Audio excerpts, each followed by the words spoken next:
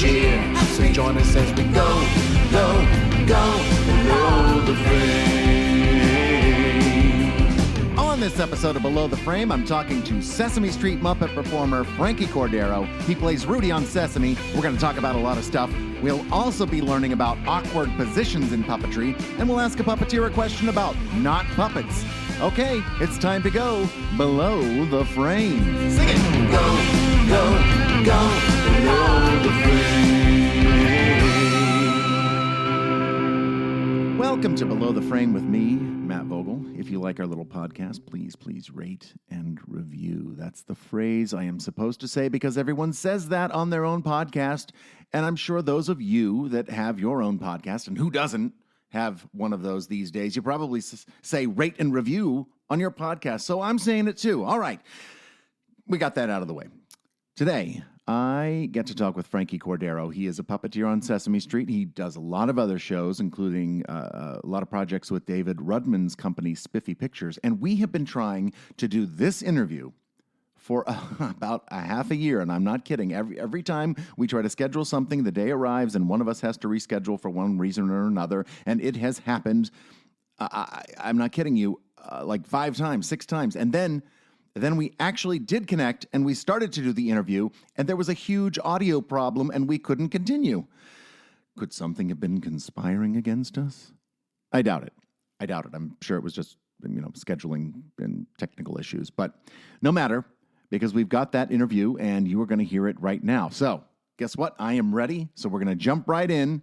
Let's go below the frame with Frankie Cordero. 1, 2, 3, 4. Go below the frame. Frankie Cordero, welcome to Below the Frame. How are you? I'm good. How are you doing, Matt? I am great. I'm doing great because I think that it's going to work this time. We are actually going to do this interview despite having rescheduled it many times, actually trying it just the other day, and it completely falling apart. But I think that it's going to work today.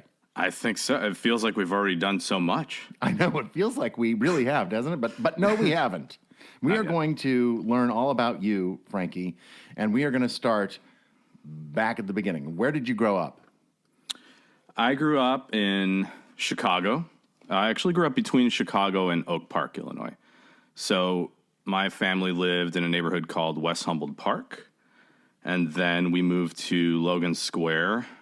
And while we lived there, my sister and I went to a dual language elementary school called Inter-American Magnet School through 6th grade. I went to the Chicago Waldorf School for 1 year. And at about 8th grade through high school, I lived in Oak Park. What were the kind of things that you did as a kid in Oak Park? Well, Oak Park, I feel like I equally grew up between those two places. So while we were in Chicago, in Logan Square, we moved there, and we lucked out with these amazing next-door neighbors who kind of immediately became like family.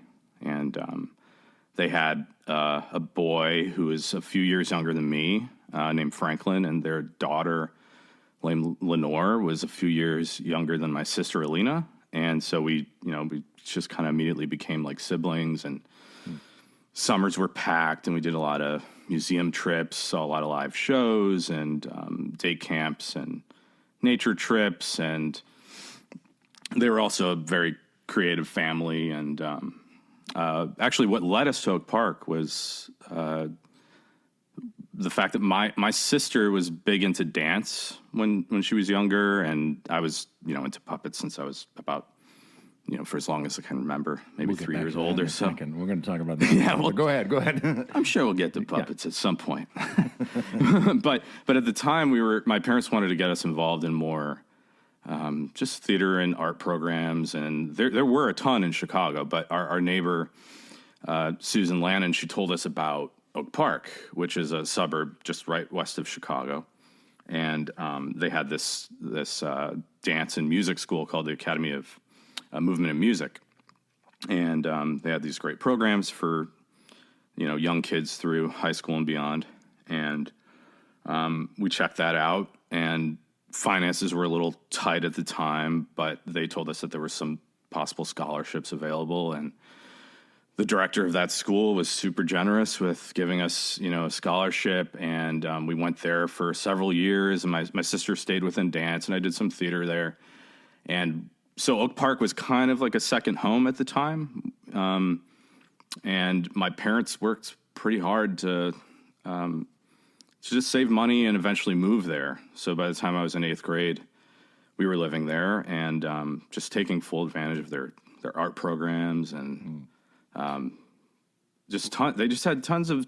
It's a great place for families and for kids, and it's a lot of it's a very artistic community. The entire community is very involved in general, and it's a great place. There's beautiful architecture around. It's Frank Lloyd Wright's home studio is there.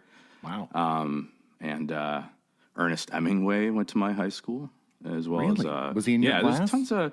He wasn't in my. He was a few classes behind me, or ahead of me, rather. Yeah. But Ray Kroc went there, and Is he the all guy these that names makes the now. Crocs, the shoes? He makes the Croc shoes, and he made the hamburgers.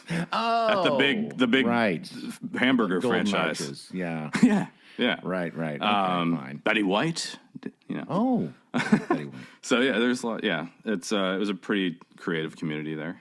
Very fancy. What did your parents do for a living? My parents, when they met, they were both working at Illinois Bell, which is now currently AT&T.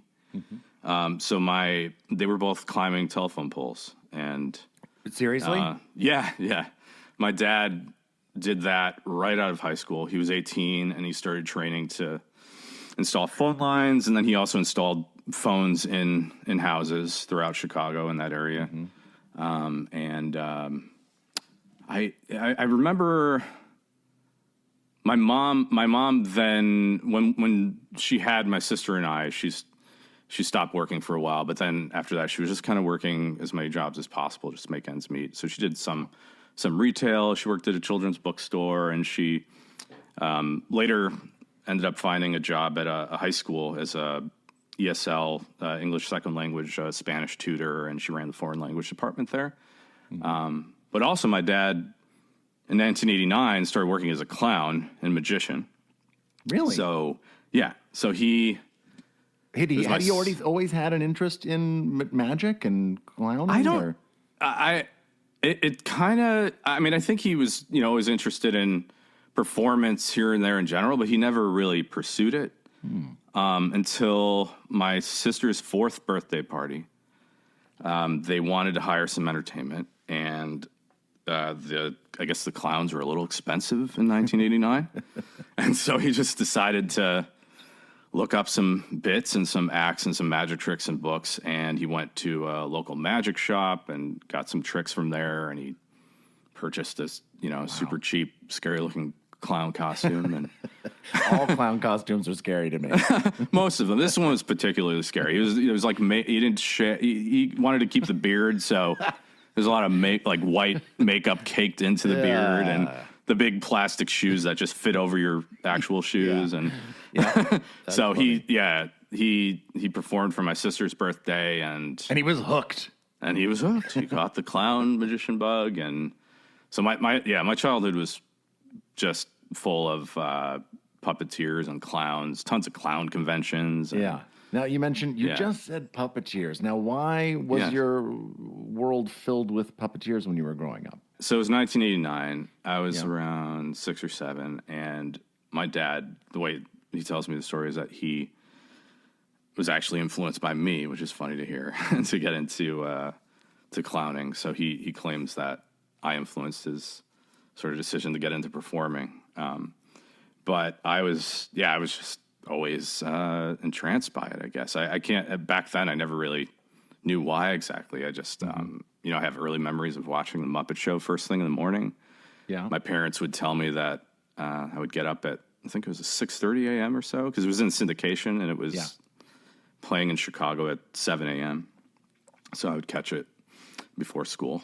And my parents just kept feeding that interest, and we would see a lot of live shows in Chicago. And did you have your own puppets? I did. I was always known in my family as, the puppet kid, and so I used to get a lot of gifts as puppets. And Do you remember any of them when you, like, what were your favorite ones to get when you were a kid? Well, at the time, I feel like the ones that were more mass-produced were like the Folk Manus ones at the time. And my mom worked at a children's bookstore, or as a place called The Children's Bookstore in Chicago, and they had a rack with all of the newest ones there. So that was always exciting visiting her at work and seeing all of those on display. But I started building my own at one point. I remember after seeing the Muppets celebrate Jim Henson in 1990, there's a little post-credits bit at the end where Gonzo tells everyone about, if you'd like to learn more about the Muppets, check out Of Muppets and Men by Christopher Finch, and check it out at your local library. So my dad took me to a library in Chicago, and we just caught the attention of the librarian there and asked her if she could help us find this book. And she asked if we had heard of the Chicagoland Puppetry Guild. She happened to be a member of the guild, and she happened to be a puppeteer herself. And she gave us all of that information, and we ended up visiting one of their guild meetings on a Sunday. They would hold them, I think at the time it was once a month or twice a month. And they held them in the back room at Magic Inc., which was one of the oldest magic shops in the country, actually. That was owned by Jay Marshall, who was also a puppeteer himself and a magician. And they're just suddenly discovered this huge community of puppeteers in Chicago that were super supportive along the way. When you mentioned Muppets Celebrate Jim Henson, that was after Jim had died, so around May of 1990, and it probably was later that year, like I think it was like a few months later that year, yeah. So you would have been pretty young. I mean, you would have been what? You were saying maybe 7 or 8? I was 8 at the time, so yeah. 8. And were you aware of who Jim Henson was and what he had done and the fact that he had died, and how did that feel? Yeah, I was very aware of who he was, and I feel like that was one of the first losses that I actually felt, because I was lucky to have, my grandfather was still with us, and we were, I hadn't lost any family, I hadn't lost any close friends, but I still specifically remember my mom picking me up from school and pulling over for a moment to share the news with me. And she was upset about it because she knew how much it meant to me, and it meant a lot to her as well. So I definitely remember feeling the heaviness of that loss.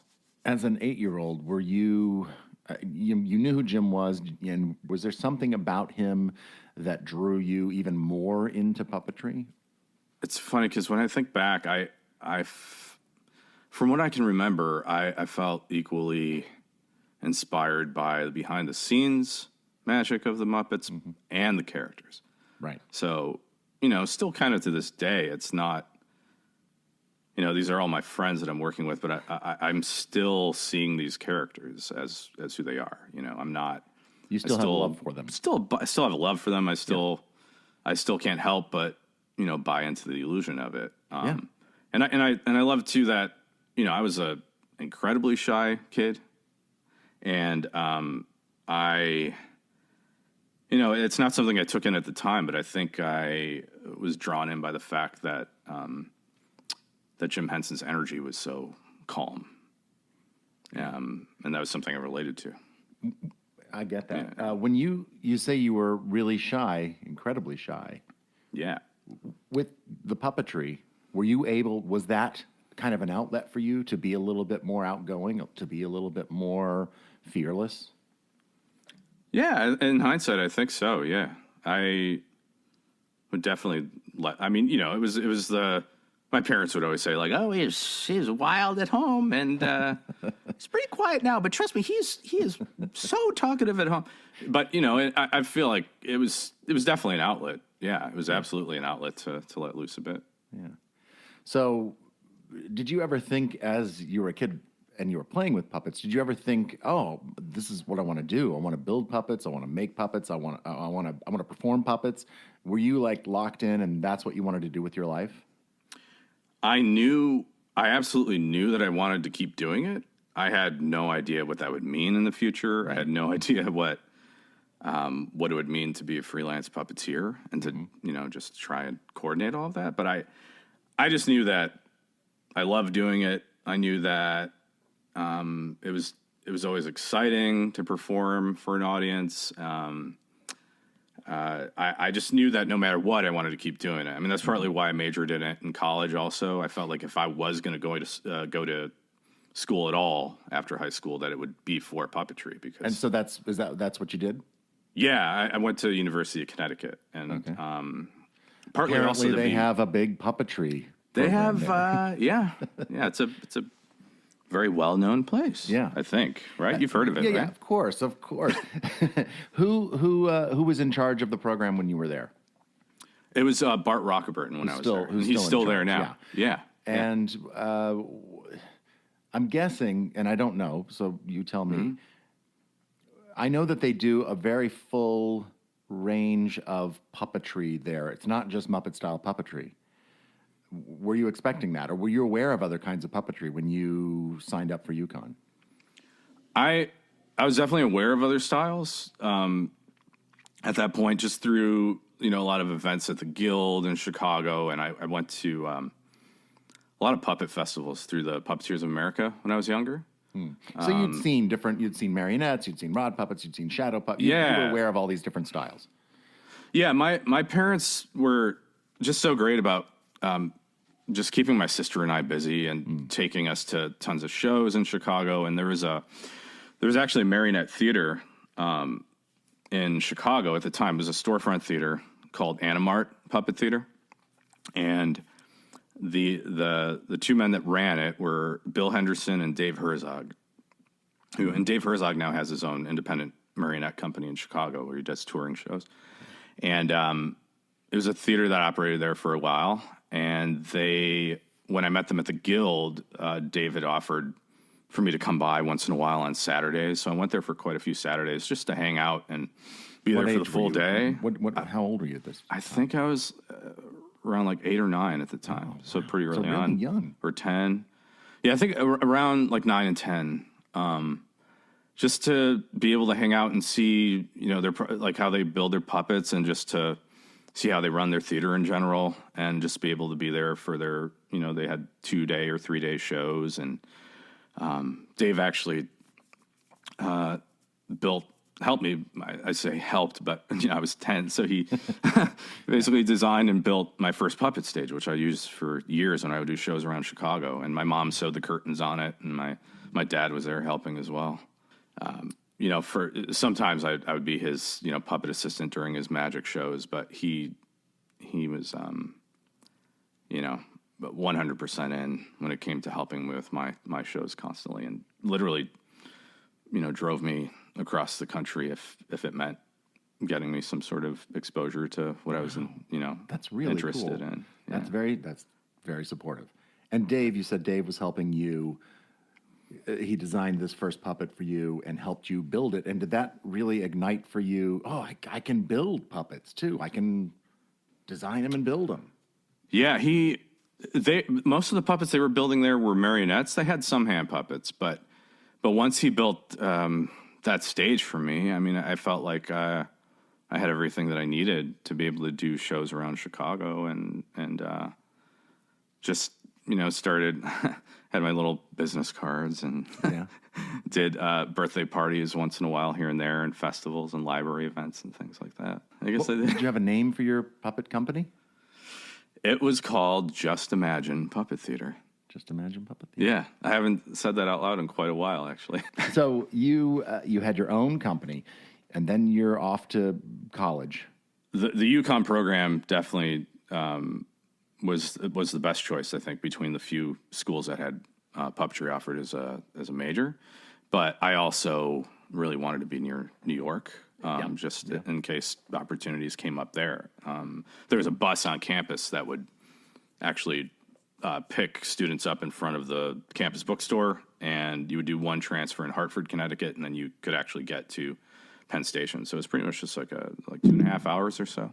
Did you have any connections to New York? Why did you think, you wanted to be close to New York? I wanted to be close to New York, in the event that there could be some opportunity that could come up with Sesame Street, for one.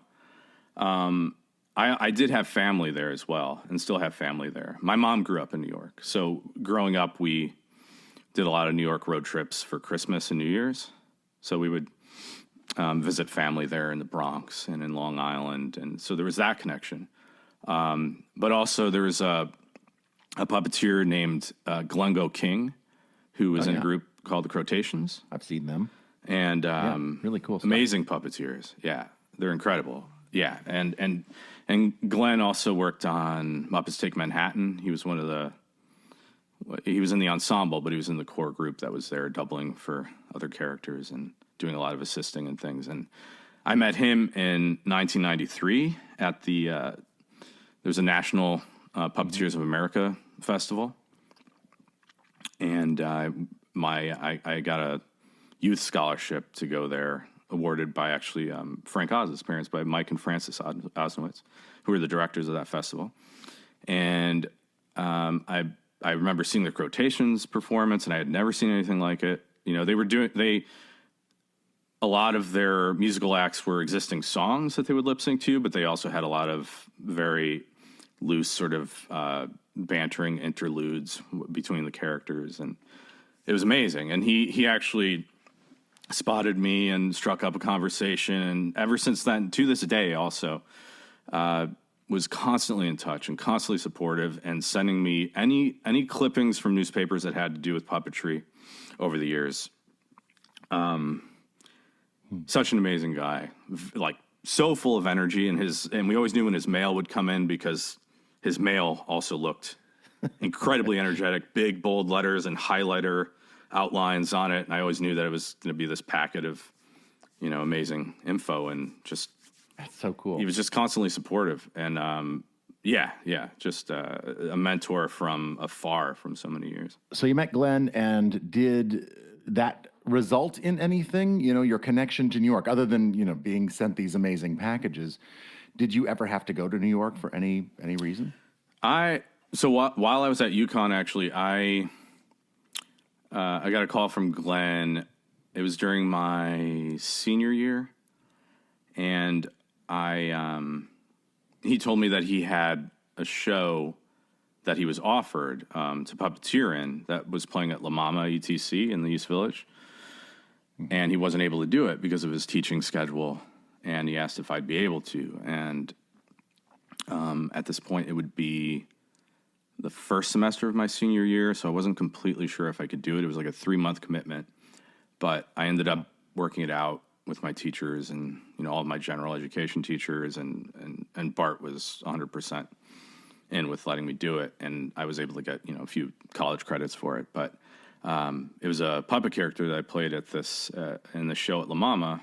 And yeah, it was basically, it was an amazing experience, because I got to live in New York for 3 months straight for the first time, live in New York for the first time. Oh, so you didn't commute? I didn't commute. Yeah, it would have been tough. It was, they were full on rehearsals Monday to Friday. And then, full tech and leading into the run of the show. So I had to miss like 2 to 3 months of school. So there were people coming in from all over the country actually to do it. Because the show originated from University of Iowa, and so there were some people coming in from Iowa, some were local in New York, and some people were coming in from LA, and they housed us in all different parts of the city. So I was staying up at near 88th and Central Park West for about 3 months while rehearsing for the show, and then got back into school after that. But he realizing he gave me my first New York theater opportunity. That's pretty cool. Was there anybody else in New York that would have been a connection for you? Yeah, I met David Rudman actually when I was in high school. So even back a few years, you had met David. I met him when. And did you know who he was? I knew who he was, I had seen his name in credits, and I knew about the characters he played, but I actually had no idea that he lived in Illinois. I didn't know that. And how did that come about then, that you met him? It came about because my dad just happened to be in a very specific place at the right time. He was at a clown convention that was deep suburbs somewhere in Illinois, and for part of the clown conference or convention, they had a store or a shop where a lot of the vendors would sell used magic tricks or new magic tricks. Some sold puppets, and there was one table he came across, and there was a guy selling oil paintings of clowns, and he offered clown portraits as well. And it was David. And it was Rudman. David. I had no idea that he did oil painting. I didn't know that of clowns. So that's how we met. So my dad got into a conversation with this guy Eric, who's the artist, and puppetry came up in the conversation, and Eric mentioned that he went to high school with David Rudman, and that he had a company called Spiffy Pictures with, or I think it was Rudling at the time, actually, with his brother Adam in Highland Park, which was 40 minutes north of where we lived. And so they exchanged info, and my dad spoke to David, and I ended up visiting their Spiffy office at the time when I was 17 or so. So my dad dropped me off, and I just went up there with a suitcase of my puppets to show David and just chat a little bit. And it was like, a lot of my characters were, or a lot of the puppets anyway, the build of the puppets were very much Sesame Street inspired. Which, I mean, for good reason. Obviously, I was influenced by them, but he definitely influenced me to sort of explore and try out some of my own designs and try and find my own style. So once, every time I had a college break or if there was time, I would visit and check in with them and just hugely supportive. We ended up working together actually right before I graduated in 2003 on the first, I guess, official video project that I had done outside of making my own stuff in my house. It was with Spiffy it was a series called Curious Buddies. Yeah. Oh yeah. Yeah. I did something. Oh, did you do music for it? Or we did not music, but we did. Joey Mazzarino and I shot. If it wasn't one, it may have been two little videos, and using my kids, and I feel like it was about like taking a nap or something, or nap. Oh, time. nice. Something like that, and it was just a little. This was when you guys were doing when you had your company, right, with Joey. Yeah. Pratfall Productions, and David just said, "Hey, do you want to do this video?" We're like, Murder He Squeaked was played around my floor in the dorm room at UConn a lot, actually. Yeah, really. Yeah. We loved it. That's cool. Yeah, I love it. But no, about me. Let's keep going. Did you see yourself as a puppet builder? Did David see you as this? Or see you as a performer as well? I think I always felt that I was a performer primarily. I don't know. Growing up, I was kind of doing each equally because I was building my own puppets. I would sometimes buy puppets, but I had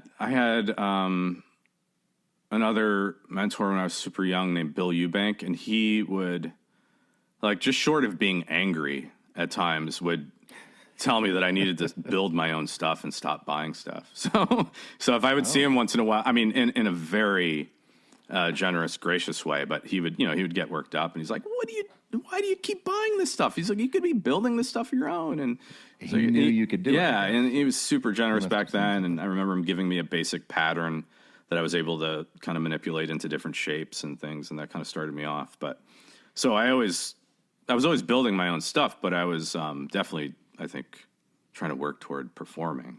We'll be back with Frankie Cordero in a few minutes, but first... Sorry about this. It always happens right about now. Come in. Hey, Dad, are you available on the lawn now? I thought you were going to mow the lawn. Yeah, but I don't really want to, so I thought you might. No, I don't want to mow the lawn. All right, but it really needs to be mowed. Jack. All right, I'll do it. So what's your fake ad about today? Awkward positions. Fascinating. Really, Jack? Yeah, it's really interesting. Oh, thanks. The lawn? Oh, if you want to do it, fine by me. No. No, you go mow the lawn. How about you do it and I'll pay you? Jack, I already paid you to do it. I know. I thought you could cut out the middleman. Jack. Look, it's December anyway. We don't need to mow the lawn. Just go. Just go. Thank you. And now a word from our sponsor. Attention. If you or a fellow puppeteer have been put in awkward positions while puppeteering, you may be doing it right. Awkward positions are a common occurrence in the world of television puppetry.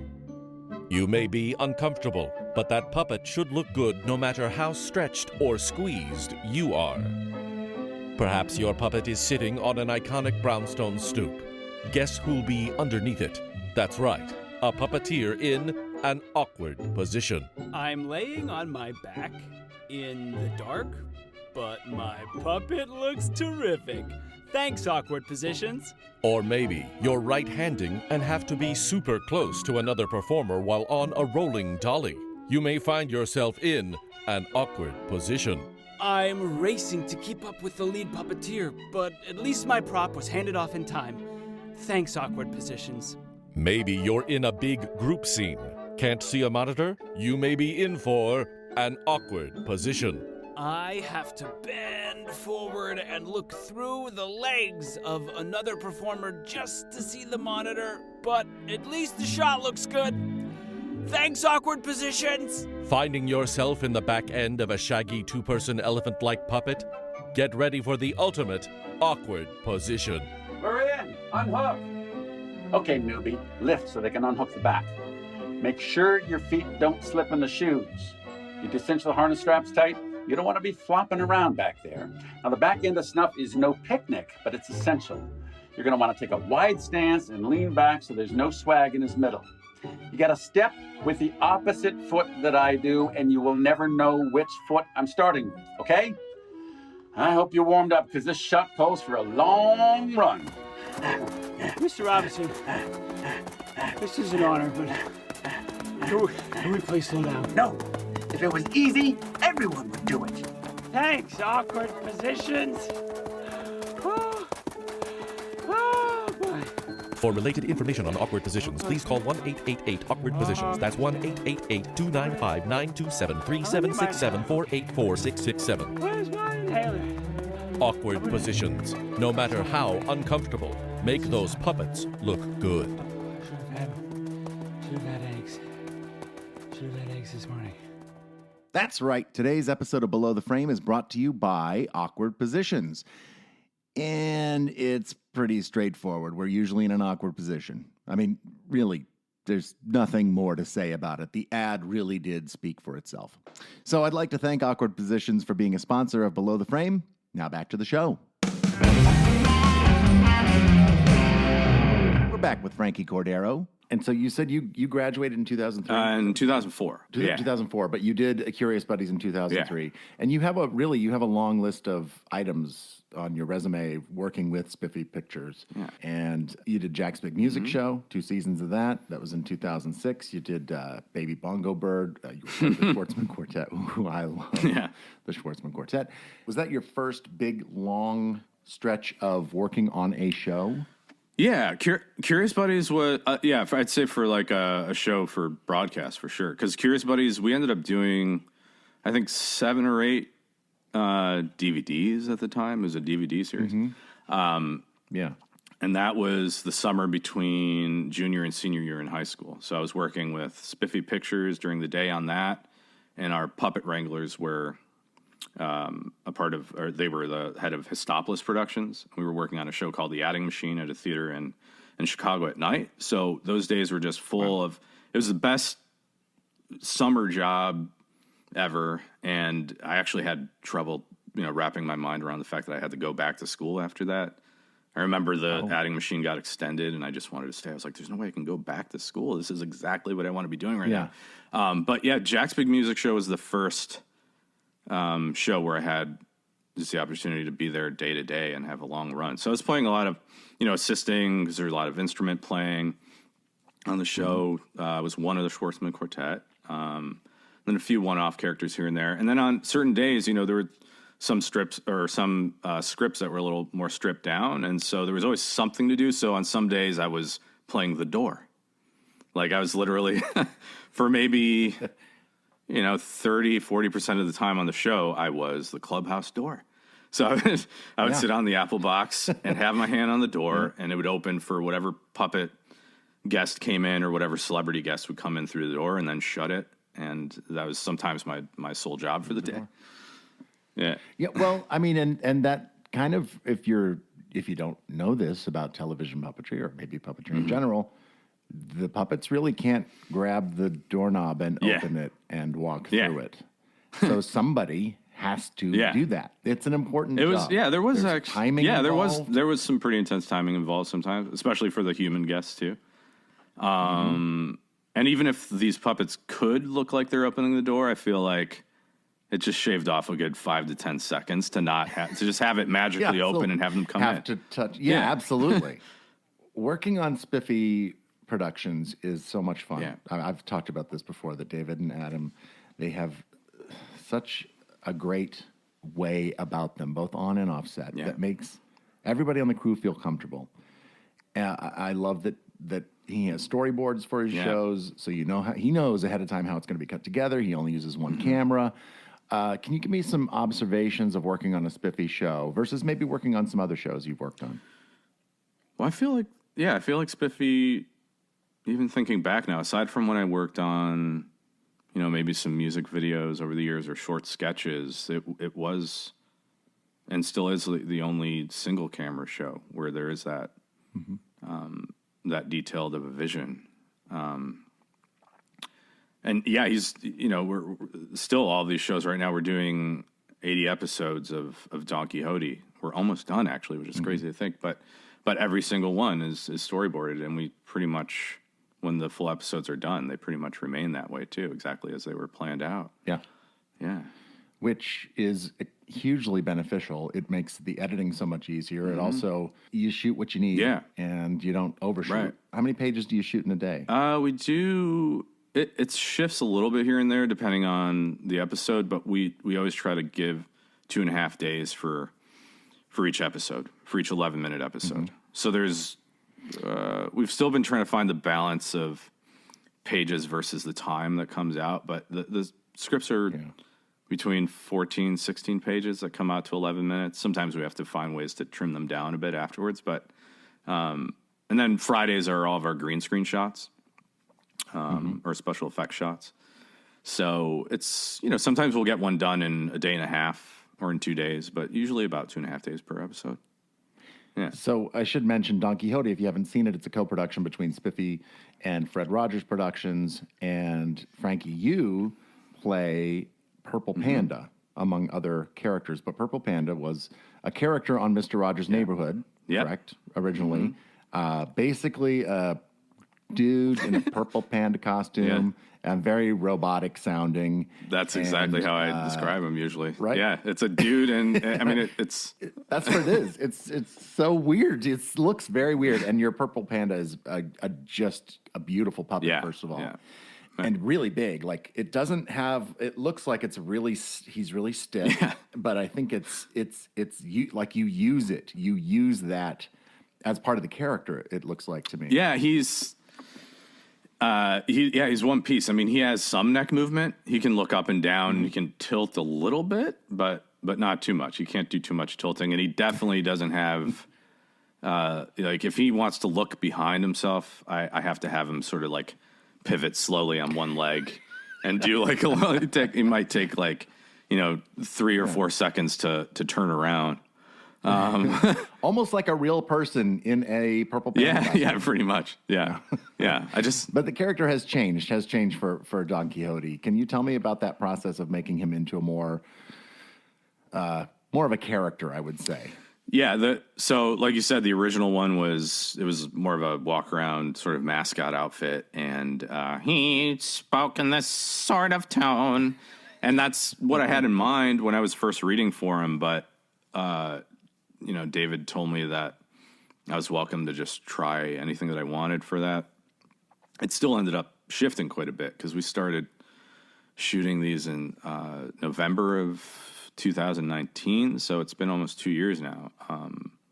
We had those longer breaks because of the shutdown, but we're about to wrap up 80 episodes. But yeah, they were really great about letting us use the script as a guide, and there's a simple character bio, but I had complete freedom to play around with what I wanted, and just just freedom every day to keep letting it evolve. They were okay with it evolving and, finding a place for it. Do you do a lot of ad-libbing?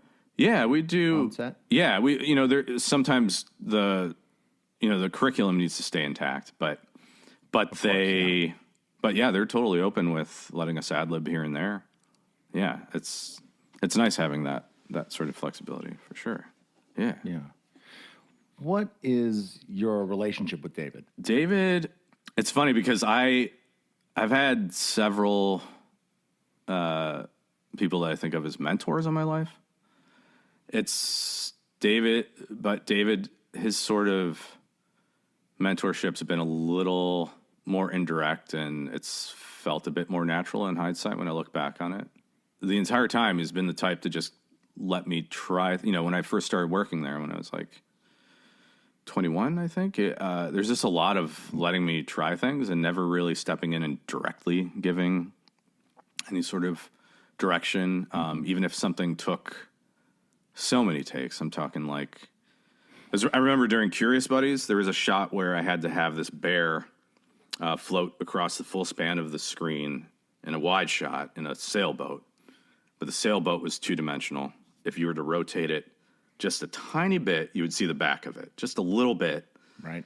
And so I had to hold that still while holding this bear and having him sort of be alive. So it's kind of like the C-stand for the boat and having the bear look around as we drifted by. And, hello. Oh, somebody just showed up. Hi. Hi. Ryan Dillon, what's going on? Oh, nothing. How's it going? I just wanted to come in and quickly. I know you're having an interview, but I just want to. I feel like I don't know how to say this. Frankie owes me $546.63, and he's owed it to me for the past 3 years. Oh, no, he's been saying he's good for it. I am good for it, but you're gonna have to remind me of the breakdown. I'm not okay. So number one, I'm not sure that I can say why he owes me this money online. Number one. Number two, I just felt, and I'm a nice person, right? Like I'm a nice, good you're person. a nice guy. And usually when you say you're a nice person, that really means you're a nice person. If you say it. Absolutely. Yeah. Making sure people know. Yeah. But I really need this. I really need it. So I'm hoping we can get some like outreach, some awareness with all the Below the Frame listeners. Maybe we start a GoFundMe page. I might be able to move some stuff around, but you're never getting it. You're never getting it. Now we can talk collateral, Frankie. You have any Snoopy books or anything I can have? I do in the have meantime a lot of Snoopy books, actually. My parents' basement, tons of Snoopy stuff. You need to go over to your parents' basement because it's not great over here. I need that money. I'm sorry to do this. I should have started with a warm welcome message. I know. I'm just a little bit on fire right now, and I apologize. I understand it. If he owed me, do you hear it in my voice? Is it apparent? Was it 546? $547.63. It grows. It grows by the dollar as the minutes go by. Well, there's interest. Yeah. Thank you, Matt. There's interest. There's this thing called interest, Frankie. Yeah, Frankie. And we're all interested in what this $500 and whatever dollars is I can't about. say. I can't tell you why. And I want to say why. I mean, since we're here right now, we could talk about it, and Matt could snip this out. My concern is that it affects your life directly, right? Like we all got to work, right? We have to work. Yeah. I don't want that on my head. Understand. Having said that, I think Frankie's a terrific person. Can we talk about this real quick? We were talking about Frankie's life, obviously, and he is part of the Idiot Club as a character named Frankie. Yes. Well, yes. Previously. Sometimes he's Frankie, and sometimes he's Raphael because we couldn't. It gets confusing. Yeah, we have a character called Frank the Horse, and we thought, in our market testing, we found that people were confused by Frank and Frankie. Hey, Frankie the Horse. Now, Frankie the Horse. I love Frankie the Horse. Actually, my uncle did tell me that the other day. So he's Raphael some days when we remember to call him Raphael, and then he's Frankie when we forget. That's my middle name also. That's how Raphael came up. I was wondering where it came from. Frankie, where are you? Are you at home?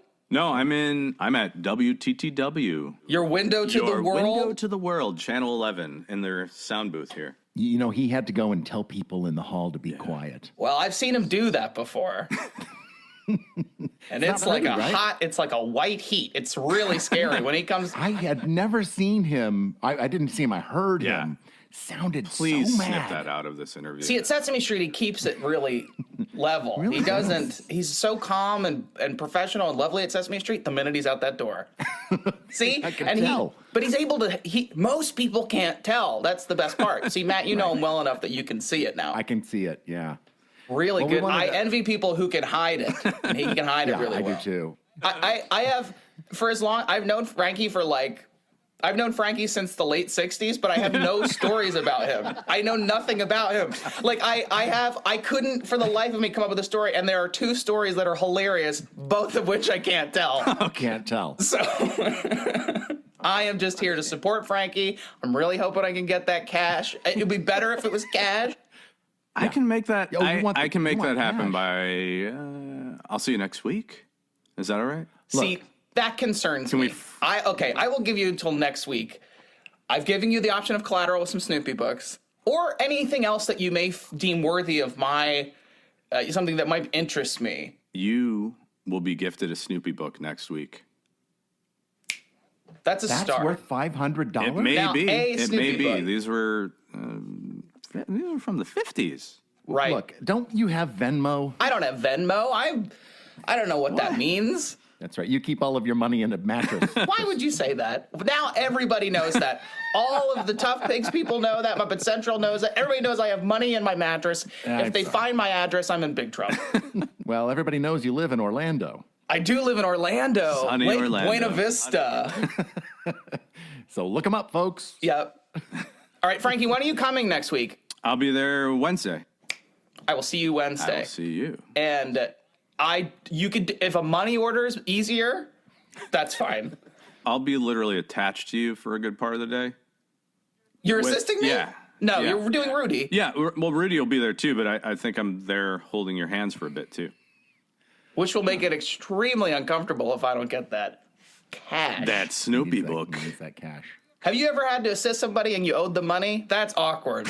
It is awkward. That'll be a new segment on Below the Frame I mean, we all have a story where we were right-handing for somebody and that we owed money to. that we owed money to, and then what do? You can't be like, and then the more you know. say, like, was that take good? Like, you question everything It was that you good, say. but 'cause you know, $548 would feel. wasn't $548 good, I'll tell you that much. Yeah, I don't know. You picked up a pencil. Ryan. Okay, Ryan, thank you so much for dropping by. gonna go. And, Have fun. Frankie, I will see you next I'll week. see you then. Snoopy book in hand. And Matt, we'll talk about this later. I know we will. Bye, Ryan. Bye. Oh, Ryan Dillon. I thought, there he goes. He's gone. I didn't know he was going to try to get money Yeah, from you. I'm still trying to figure it out, but I've got until I don't Wednesday, know. I think. Yeah, you got some Yeah. time. You got time. Yeah, I've got some Ryan stories, but I feel like Probably shouldn't say them. no, yeah, I think most of ours. Yeah, we should snip those out if we do talk about them. So how do you know, we talked just a little bit about the Idiot Yeah. Club, and we'll come back to David and a bunch of other stuff. Yeah, here. yeah. But Ryan, how do you know Ryan? Ryan and I met actually on the World Wide Web years ago. We both. Really? So I was in high school, and there was some sort of. It was a Muppet sort of community online, fan community, and knew him originally as a screen name at first, and we kept in touch. We ended up working together here and there. I think he moved to New York in 2009, and I was set to go on tour, and he was looking for a place to live, so he was subletting my place for a bit.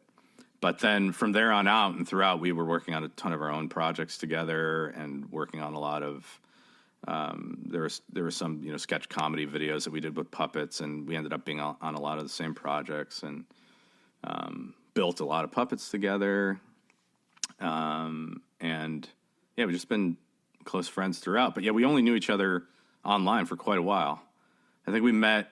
We met in person finally at I think it was at the pub at the O'Neill conference. I forget which year that was, but it was his first year there, and I was coming by to see the shows, and we finally met face to face. Were you now doing some Sesame stuff? Didn't you do like a Macy's parade way back in? I had done. Oh yeah, and we met on the parade. Actually, I think the first time we met was on the parade float. We later saw each other. A couple years went by, and we saw each other at the O'Neill. But my first thing at Sesame was the Macy's parade in 2000.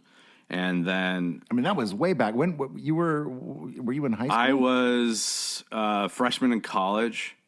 Yeah, I was a freshman in college, okay. And I had been sending in videotapes once in a while of my puppet stuff to I don't even know if I sent it to an address for Henson that that anyone would have actually seen it. I'm sure they did. Maybe, but I ended up getting a call one morning at it was like 7 a.m. or something, which felt early for a college student, for an 18-year-old. So, my dorm phone was ringing at 7, and I was thinking, this can't be good news, because, who's going to call my dorm? None of my friends would be calling my dorm at 7 a.m. And so I pick it up, and it's Kevin Clash. And typically called very early in the morning. Yeah, so I pick up the phone. And he's like, "Hey, Frankie, it's Kevin Clash." He's like, "We're doing the Macy's parade. Just want to know if you want to be a part of that. Come on and puppeteer Baby Bear." And I was exhausted when I picked up the phone and shocked for a moment. And also, I was 18, so I wasn't thinking in the long run necessarily. I mean, in some ways, I was like, yeah, I'd love to be at Sesame Street, but I had just booked a ticket to go home for Thanksgiving, but also offered this amazing opportunity. And he's like, would you like to be on the Macy's parade? And my immediate answer was just, oh, I actually just bought tickets to go home, so I'm going to be I'm going to have Thanksgiving with my family. And there was a pause there, and he's like, all right, well, we'll give you a call for something else sometime. And I was like, oh, thanks so much. Have a good one. Hung up. And my roommate, who's on the top bunk, who usually would sleep through to midday when he didn't have a class, wakes up for a moment and just goes, did you just turn down your first job offer from Sesame Street? And I just froze, and I'm like, yeah, I did. And he's like, you should call him back right now. So he's like, you can change your flight, I just wasn't thinking. So I called him, and I was like, hey, I'm sorry, I'd love to be there. And so I ended up doing the parade and playing or puppeteering Baby Bear for the song. And I remember, I think this might have been one of the last years they did it, but it was a cassette tape that came in the mail with the song. Right before they switched the CDs. Oh, yeah. And and listen to that on a loop constantly. Just so excited to be able to, hear those characters and know that I would be there performing with them. And amazing opportunity as right there in college to be able to also have one of those puppets to play with for a couple hours and just mess around on the float. Yeah. Yeah. Yeah. And what do you remember about that appearance in particular, the actual parade? I mean, the whole it was completely surreal experience. A lot of it was so much of a blur. I remember I was sharing a window with Lars, and we were chatting for a long time, and kind of immediately, felt like we became close friends. We have the same birthday too, which we discovered that day. Oh. But it was just incredible. It was a strange but incredible experience for my first experience with Sesame Street, to be in this small space, huddled. Not that we're not always in small spaces, but to be in this box, basically, floating above the ground, rolling across New York City, with all these iconic characters, and just being able to chat with everyone in a more relaxed schedule like that. It was amazing. It's really a fun experience to get to be on the Macy's Thanksgiving Day parade. And you did Baby Bear? Yeah, I did Baby Bear. So one of David's characters. Yeah. And he, I think I still remember him joking, which it went over my head at the time.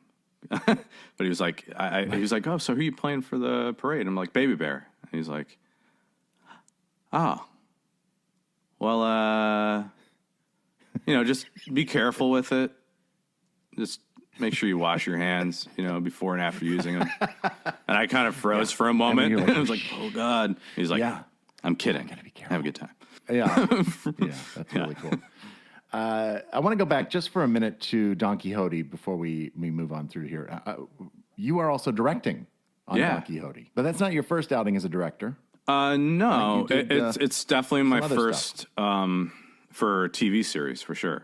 I directed a lot of my own projects and some just a lot of shorter form stuff over the years, but it was all for internet content. So I had done some short internet ads and a music video, and just short bits mostly. But yeah, it was this first opportunity I got to do a series. What's your approach to directing single camera? Because a lot of your experience has been on Sesame, where it's 3 cameras and just that world.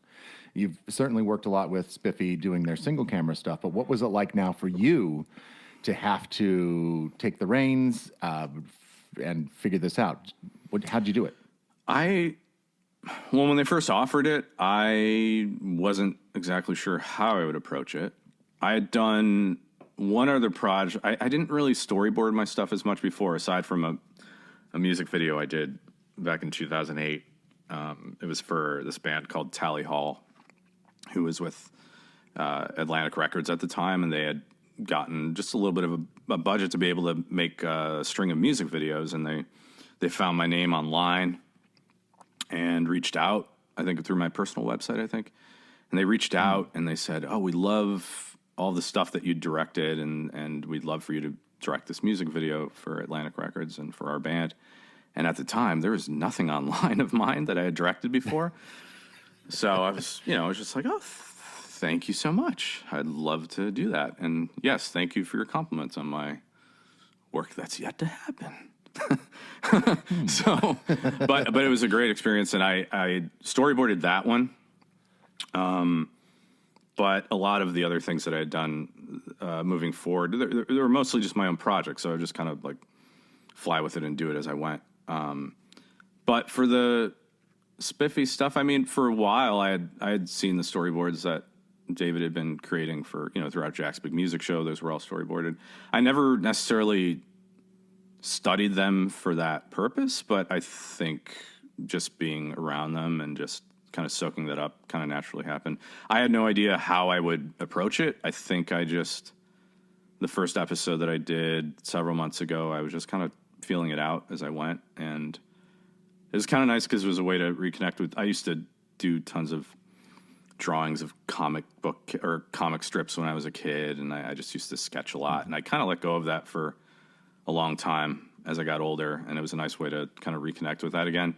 But yeah, it was suddenly then just trying it out. I don't know. I don't know if there was any process necessarily. I just I storyboarded it, and I kind of in the same way that David. Yeah, they asked me at first if I would like to storyboard, or if I would just like to break it down and create a shot list, and I wasn't sure at first. I thought maybe it would be quicker to just get straight to the shot list, but I'm definitely a much more visual person, so I decided to storyboard and just felt it out. Did you show them to David ahead of time and say, here's what I'm thinking? Were you able to, did he make any suggestions on set? Like, hey, maybe we want to get a close. Yeah, that happens once in a while, but with this first one, they were amazing, and David was great with just kind of letting me do it. The first episode I did, I just submitted the storyboard within the usual timeline that they need episodes before having the production meetings, and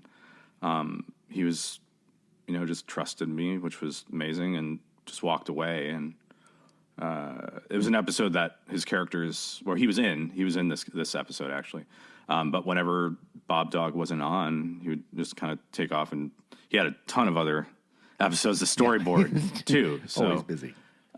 So he's busy with stuff, but yeah, they were pretty amazing with just letting me try it out. And so I've done several of them now, and I think there's one more before we wrap up in December.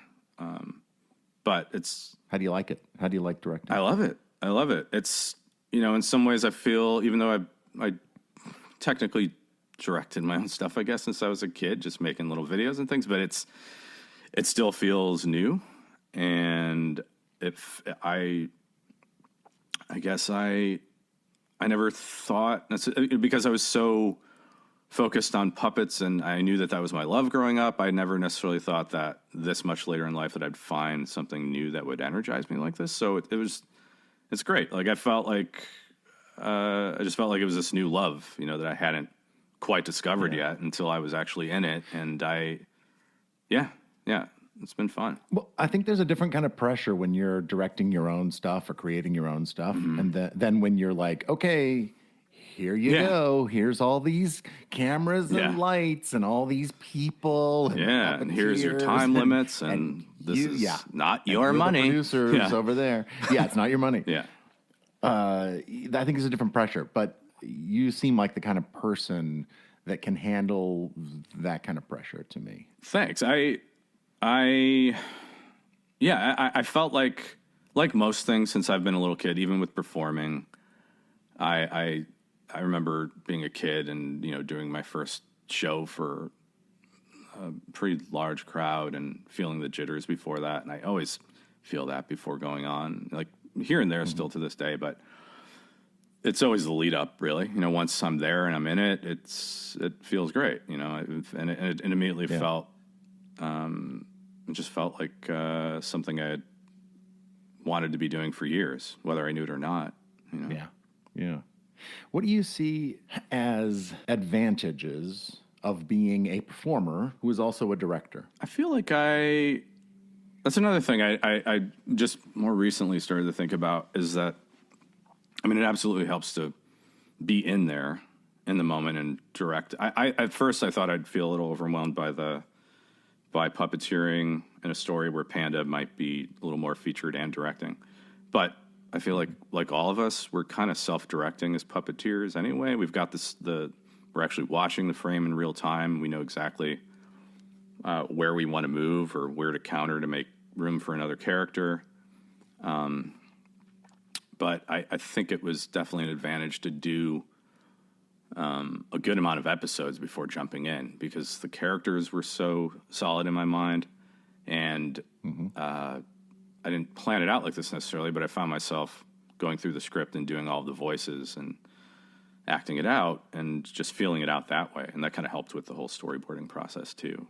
It's awesome that you were able to do two things on this show on Don Quixote. You're able to direct, you're able to perform. Yeah, they've been, and they were great too. I'll eventually be doing some writing for the show, and I've built several of the puppets. There's some background characters and some recurring characters that I've built too. So there's super cool opportunity too to be able to build some puppets for the show. And so you're still building. You're still building. Yeah, here and there. I built a handful of the characters that have been here and there on the show. There's a possum character, and there's a couple of mice, a couple of rod puppet mice, and a fish, and Super Porcupine, who's Panda's hero, comic book hero, who he meets in person at one point.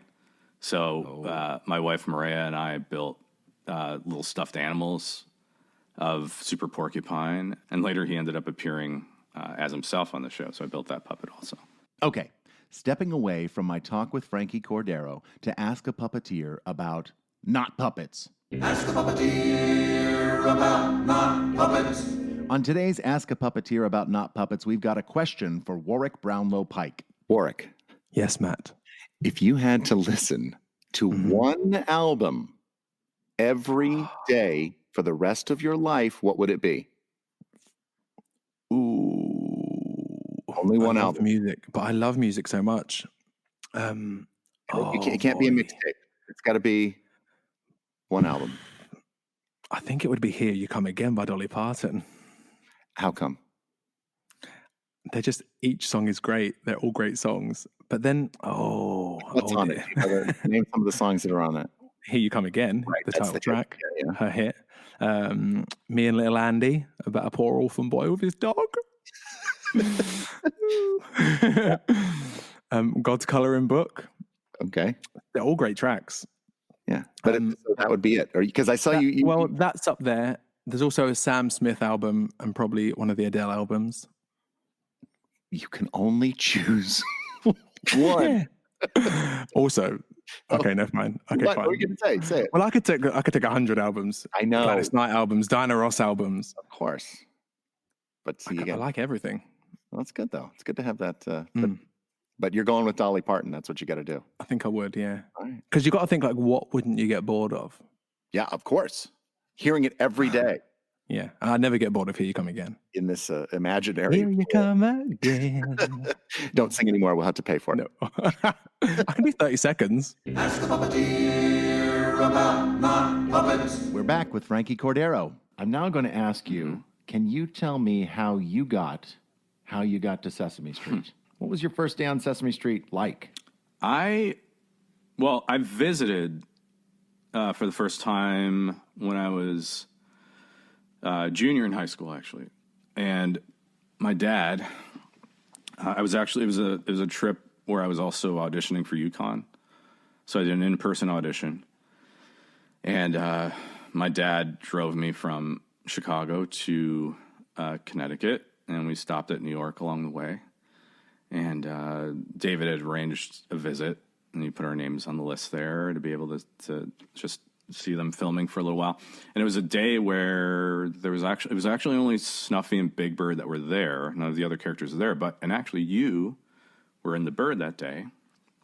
I just remember it was a sort of bare bones crew that day, and they had Snuffy and Big Bird on a sort of auditorium stage, and you guys were doing some bits, and Like almost like a little Abbott. yeah, it was definitely some sort of vaudeville sort of vibe going on. I remember some straw hats and canes and things.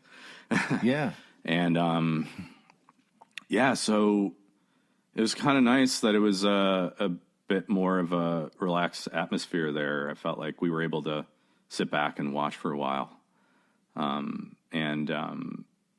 We later went to audition at UConn, and then I ended up working. I'm trying to remember my actual first day on set, though. Yeah, when did you start working on Sesame Street? I feel like between 2000 and when I ended up joining on in season 47, I would come in once in a while to do Right Hands. So that was 16. I think that's like a 16-year span there. I would do Right Hands once in a while here and there, and I would. They would keep in touch, and once in a while I would do photo shoots with John Barrett at the Carriage House. Whenever they had, they would armature the puppets and pose them, but whenever they had a walk-around character that was shipped in from an international production, or if it was for Big Bird or for any of the other walk-arounds, for a while they were super generous to call me in, and I would be the walk-around And you person. would do that? You would get in and walk around, whether it was Big Bird or whoever it was? Yeah. There's I think the first time they were looking for someone who was a similar build as their Chinese puppeteer for Big Bird because they needed to make some adjustments on the pants, and so I came in to the shop. I think it was in Manhattan at that point at the Henson shop, and I was like suddenly realizing I'm standing there in the middle of the shop wearing Big Bird pants, and they're making adjustments and putting pins in and doing measurements. Just super surreal experience. Lots of surreal experience. It still happens. It somehow keeps like this when amazingly we work topping for this. itself. It happens. But the first day, I think, was the first day on the set was when 6 months after September 11th, I think it was around when it aired anyway. I think it was a week or two after September 11th, we did the We Are Family Foundation music video where all of the children's show characters were in this video together. Yeah. And I got a call to come in for that, and I was at UConn at the time, and I think it was a last-minute call. So I ended up taking a bus. It was whatever the latest bus was that went out of UConn, arrived in New York City at 3 a.m. at Penn Station, and I think the call time was 7:30 or 8 or something. So I just stayed up. I was, it was a mixture of nerves and excitement, but also it just wasn't worth going anywhere and, not sleeping for a little bit. So I remember going in, and I think it was Baby Bear that I was puppeteering again, and it was cool because I went from having this amazing experience just watching Big Bird and Snuffy during our visit, and then suddenly all of the characters were there, and we were all squeezed into this little space together. And I think the characters from Bear and Between the Lions were there as well, and just puppeteered. We all sang the song. I remember we all sang, and they threw everyone's voices on the track and puppeteered it for a bit, and then I headed back to Yukon after that. But that was the first time I was actually on the set, and then as a puppeteer, yeah, officially working. And then we would jump forward to season 47. You said, is that when Rudy came around? Yeah, I came in a few times in 46. Right after I went on tour a little after that, and I went on tour with this show, Walking with Dinosaurs, and I had done the show a couple times at that point, and I had just done a full year. And I was just really I just felt this pull to get back into doing TV puppetry, and I had been doing my own projects even on the road, with other friends on tour, and I put in my notice right before there was like a 3-month gap before they'd be hitting Australia and New Zealand on the tour, and I put in my notice, and I didn't know if there'd be anything available necessarily, but I just wanted to be able to be there in New York in case anything came up. And season 47 that was when Rudy came in, but I did a little bit before that. Yeah. So Rudy is Abby's stepbrother. You play that character. How did that come about? So at that point, I had done a few days of assisting on season 46. And then between seasons, I remember getting an email about this new character they were introducing for Abby's stepbrother, who was a 3.5-year-old monster. And they wanted a voice sample. And I think at the time, I remember I absolutely wanted to take the opportunity, but I think at the time I hadn't played any characters that were younger yet at that point. And I had, I just come off doing a lot of theater and a lot of shows, geared toward adult audiences. And I wasn't completely confident about maybe pitching my voice up and sounding younger. And so I almost didn't. I thought it would be ridiculous to turn it down, but part of me thought, like, maybe I shouldn't submit because this is going to sound ridiculous. And I ended up doing some voice samples and got a call back and went to the Sesame Workshop offices when you were there at the callback as well, and just tried doing some scenes with Leslie as Rudy. I think we sang a little bit. And I think it was a while after that, I was at a Starbucks, and I got a call from Matt Vogel, right? Picked it up, and I think you thanked me for auditioning, and we're just, it sounded like you were breaking this news to me, breaking some heavy news to me. Right. And it flipped around, and you told me that I got cast. And I think I only didn't yell out because it was a crowded Starbucks, and I could have, but I mean, you're such a loud person, as we've established. Yes, as you all know now. But yeah, I was incredibly excited, and I think I walked home that day, just because I was just so overwhelmed with the excitement that I couldn't think about standing on a subway or sitting on a subway and waiting to get home. So I just had to. I was down at like Union Square or something, and I walked home to Washington Heights at 189th Street because I was just like, I don't know. I just felt like there's just so much to think about in that moment, and it was just so exciting. And I think his first episodes were all within the first 2 weeks, so it was kind of jumping in right away with that. What is it like to have your own character on Sesame Street? A character that you basically have created. A lot of us are kind of second, third generation performers of characters that were long established. Yeah. But you are playing a character that really you get to make into your own. I mean, I never would have expected that the opportunity would even come up. So it's, constantly grateful for that. And the more that time goes on, I'm realizing that I have been trying to make it more my own. It was easy at the beginning to feel the pressure and feel a little overwhelmed with getting the episodes out there right away, and there was some time to let it grow, but it was really just a couple weeks. I think his episodes were like, there were 3 of them the first week and 4 the next week. Mm-hmm. Just kind of got them out there quickly, and then I had a little more time to reflect about it and saw it air, and just I think he's evolved a little bit as I have, and he's 3.5, which is my daughter's current age right now. So it's kind of funny. There's something before we had kids. I always saw him as an eager little kid. I think on paper he was described to alternate between shy and outgoing, which I very much relate to. When I was younger. And the first episode, when he's first introduced, he's been kind of hiding and nervous to come out and meet Abby. And I kind of mirrored my first day. I wasn't hiding, but I was definitely feeling the lead up in the way that, it was shot at the end of the day, just as he appeared at the end of the episode. It just felt like an amazing experience having that mirror real life in that way. But, he's an eager little kid who, he wants to be a part of everything that's happening, and he's super excited to be, but he gets extremely frustrated when he can't do those things because he's 3. Yeah. And it's funny. I mean, that's exactly where my daughter is now. And even as time goes on, she's starting to sound a little bit like him because she sounds like a little me. And, he's me with my voice pitched up. And so there's a lot of my daughter these days saying like, no, I can't do that. I'm not going to do that. So it's been funny seeing that kind of cross paths lately.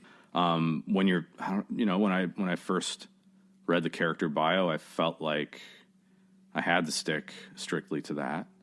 And I felt like some of the suggestions for the vocal direction were things that I had to adhere to completely, but naturally it shifts a little bit as time goes on. And, it's just something I try and remind myself of whenever I play a new character. And I just feel lucky the last few shows I've had, these are brand new characters that weren't established before. And it has to come from myself. I think that's the only way it ends up working in the end. You're absolutely right, Frankie. I think that the more experienced you become as well, the more license, hopefully, one gives themselves to experiment, to be a little bit more bold, to take chances. Yeah, and I completely agree. I feel like I feel lucky that I've been given the opportunity to have, that amount of seasons to keep growing. Because, you watch things back and you think about how you'd like to tackle it next time. And honestly, when I did that first season of Sesame Street with Rudy, I hadn't really done a live or a 3 cameras live switching show. I had assisted, but never really been a lead character on that sort of thing. I had done some shows where they had a couple, like on Julie's Green Room, they had a couple cameras going for coverage, but we weren't doing live switching in the same way. So that was a new challenge on top of creating the character. But overall, it's just amazing to have the opportunity to keep, allowing it to grow a bit here and there. You mentioned Julie's Green Room. You shot that out on Long Island, is that right? Yeah. With Julie Andrews and the Jim Henson Company, and I know Joey Mazzarino was kind of the director of all those episodes. Yeah, he directed all of them. Yeah. And what was that like to do that show? That was amazing. I mean, it was a tough schedule. It was 18 episodes, I think, altogether. I had just gotten back from tour after about a year, and so I was looking forward to some time to be with Maria, who's now my wife. But then it got to a point with the schedule where it didn't really make sense for us to commute anymore because we started doing some later nights and early mornings, and so I think for the first week we were trying to commute, and it was just feeling a bit brutal, going from like Washington Heights down to the east side, Midtown, and catching a van and going to Long Island and back again, and it was tons of fun, but I think it just made more sense for us to stay there. So we ended up staying there Monday to Friday. But again, just an amazing experience to be able to create a brand new character. And with this one, it was one that I felt like I couldn't help but base on myself a bit more, because he like literally looks like me when I was in. He's 10, but he looks a lot like I did when I was in high school. We had the exact same. I mean, the skin tone's the same. Yeah. We had the same afro. Like I had a huge afro in my junior year of high school. Like same like exact. I have a split screen of it somewhere on Instagram, but it's the same like face to afro ratio and everything. And he was also a little. It wasn't necessarily on paper. Like on paper, he was, he was described as a kid who was huge into writing and rhyming and wordplay. And but I felt like I wanted to make him a little bit more of an introvert, which was. Which I didn't see as much myself growing up with characters or children's characters anyway. So, and Joey and Julie Andrews and everyone were also great with just letting us play around and explore. And it was nice. We had 18 episodes to figure these characters out too, and they were totally open with us playing, and tons of amazing guest stars that came in to sort of teach the kids on the show about their expertise. And we had, like David Hyde Pierce came in to teach. He was like sort of the rehearsal director and, did the dramaturgy for the show. And Bill Irwin taught clowning. And one thing that kind of came full circle to me is that I remember one of the first shows I saw outside of children's theater. That was a show that was on Broadway and started doing a tour, was Stomp, when we went to see Stomp when I was in, I think it was 7th grade or so.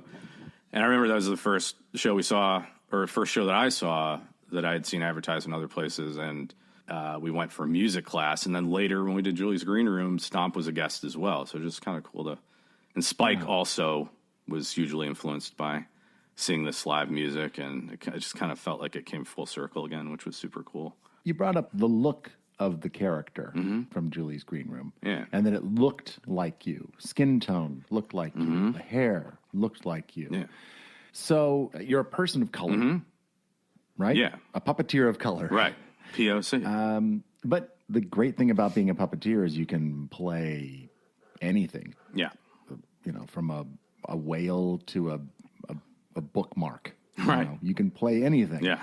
And it doesn't matter what color you are or what your heritage is. So do you have any particular feelings about playing a character that has a background that's similar to yours and maybe looks similar to you? It's interesting because I may have not realized this at the time when I was getting into puppetry and acting when I was in high school, but I think what did draw me to it is that I would have the opportunity to play characters that were not like myself or other than myself.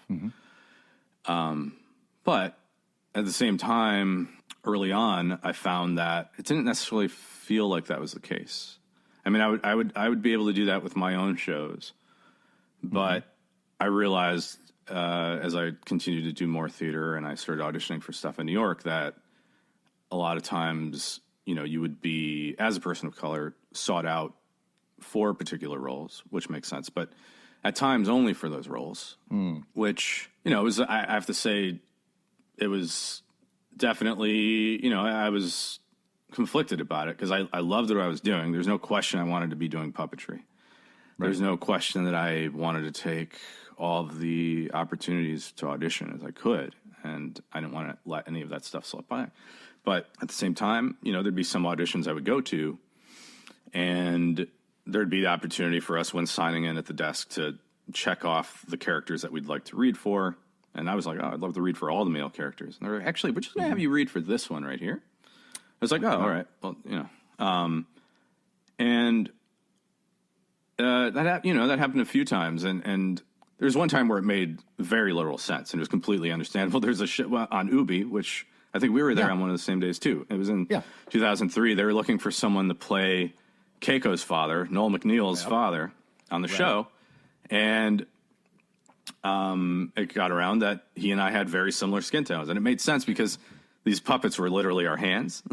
Yes. So, Yes. so that's a bit of a different situation. But, it was within that time where I was just discovering that it just felt like at the time anyway that it was only being considered for these and kind of,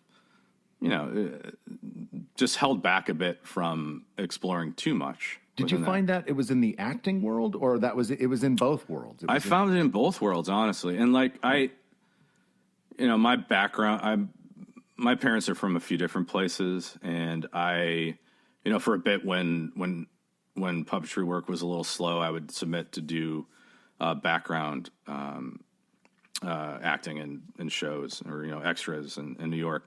Yeah. And I think that was when it was a bit more solidified that I fell under the ambiguous category because I could play various different backgrounds. I mean, my mom's from Puerto Rico originally. My dad, his parents are Puerto Rican and Mexican, but also have some Spain in their history too. So I've played a lot of different backgrounds, and so that was I feel like that was always on my mind that there was a category that you would fall into. So I found that with acting. I was, even in high school at times, they had an amazing theater program there, but there weren't as many people of color that were in the productions. And so sometimes, I was the kid who was in theater and of an ethnic background, and I would be invited to audition for these things that I didn't necessarily plan on auditioning for, but I'm, again, glad that I did. But on the other hand, I feel like the importance of that representation has been in me for a very long time, whether I fully realize it or not. My mom, she moved from New York to Chicago in 1969, actually in November of 69. And she was flipping through PBS at one point, and this actually came up again several months ago. And she was telling me that she came across Sesame Street when it was brand new, and she saw Sonia Manzano playing Maria on the show.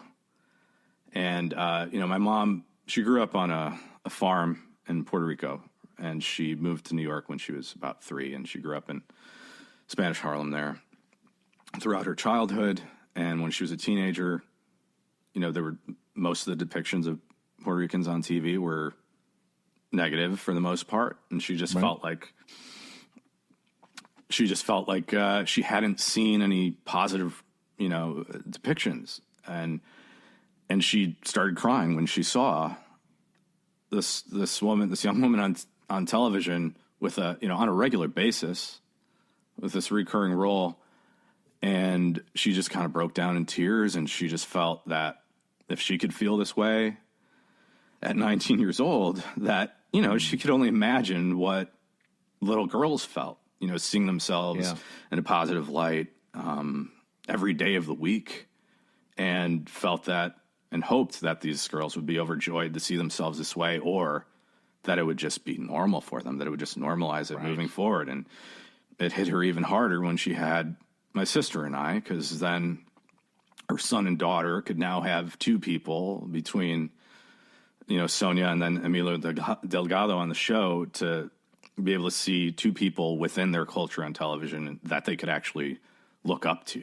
So I in no way think that the producers who are casting these shows, meant any harm whatsoever. Obviously, they're trying to cast a show and they're trying to diversify the program, but I was definitely still conflicted along the way. It was definitely challenging, but on the other hand, I guess I've been feeling more lately that the representation's been so important, because I have once in a while there's some kids of Latin descent that have reached out who are aspiring puppeteers, and they'll just write me a message on Instagram and mention that they saw me featured in this, article that focused on my heritage, and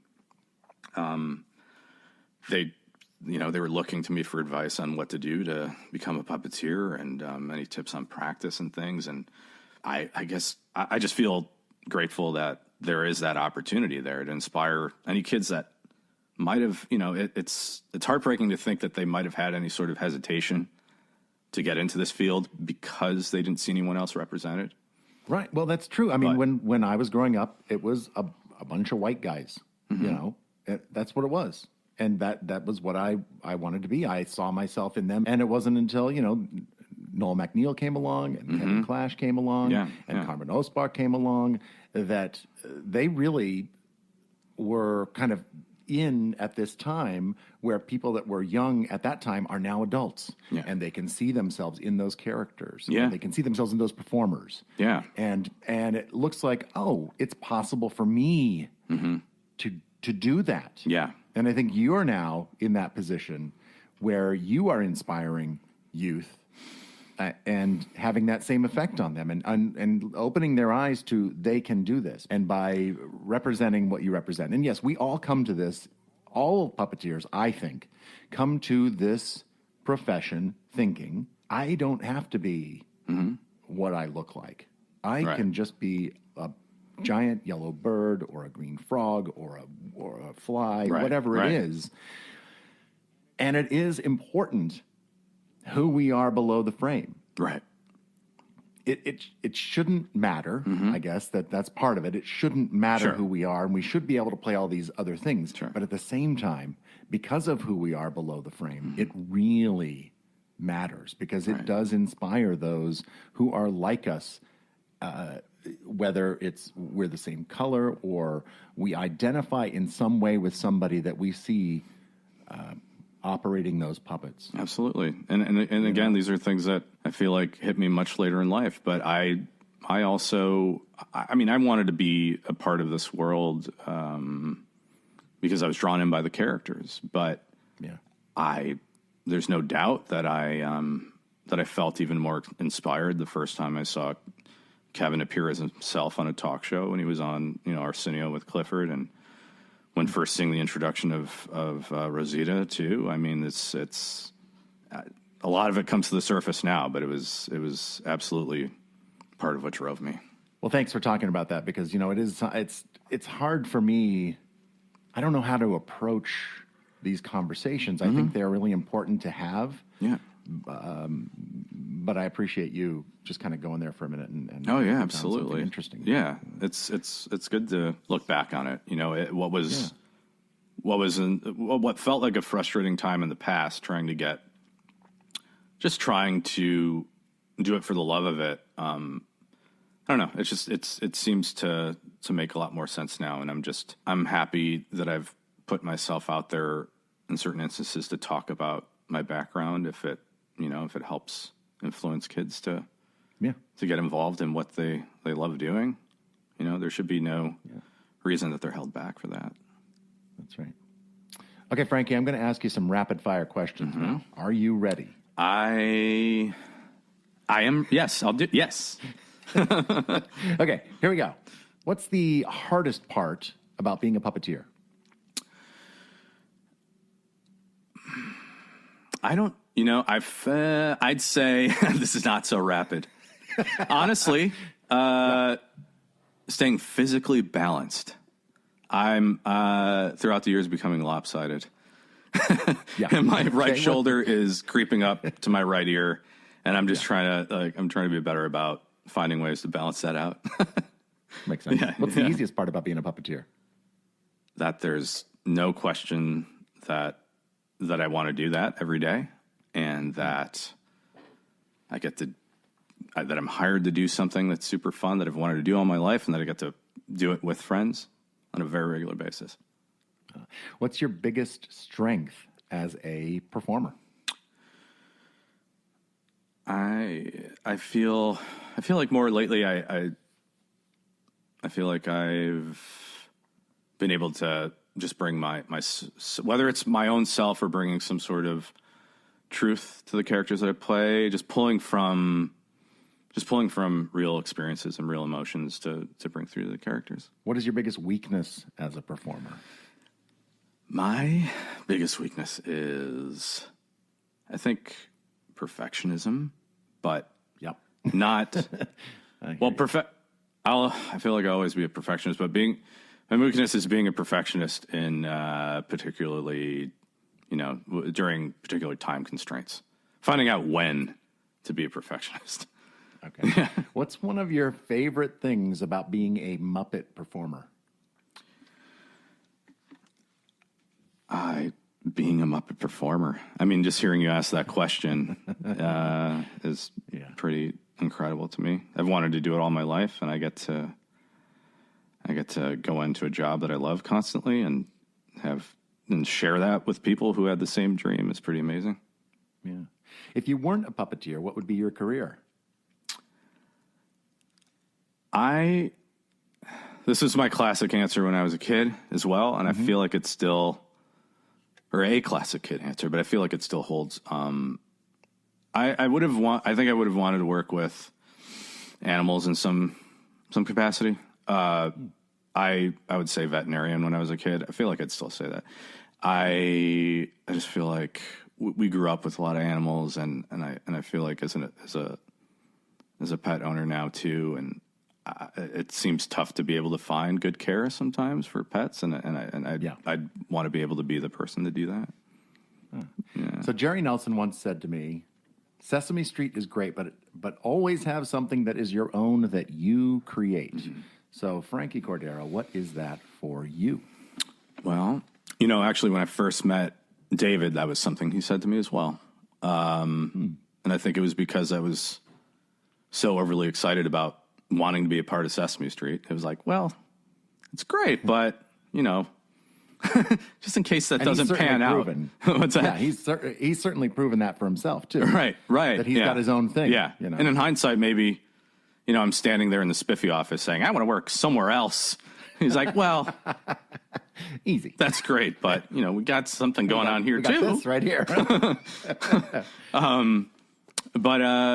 Yeah, I feel like the things that I would consider my own are, like, more recently they've been on a bit more of a hiatus. There are a couple things. In New York, one of my dearest friends that I went to UConn with, Ken Berman, we're just on sort of a hiatus, but we had a company together. We would do live theater shows under Dramaton Theater, it was called. It was a lot of the nonverbal puppet shows. Some of them. We did some with dialogue later on. We did several live shows, and we would work building puppets for clients and then building our own for our shows and produce videos. And also I had a character. I feel like this was more of like my own thing for a good amount of time. Is I had this character called Corduroy Cat that lives on social media. Taking a little bit of a break from it now, but he started on Vine and Instagram, and this was something that I was able to actually carry around with me. It was a smaller puppet. The character is basically just like any other social media personality or influencer on Vine, and that it would create its own videos, whether it be like some little short sketch or something. And these are 6-second videos, so sometimes trying to create a story within 6 seconds that looped and worked in a loop.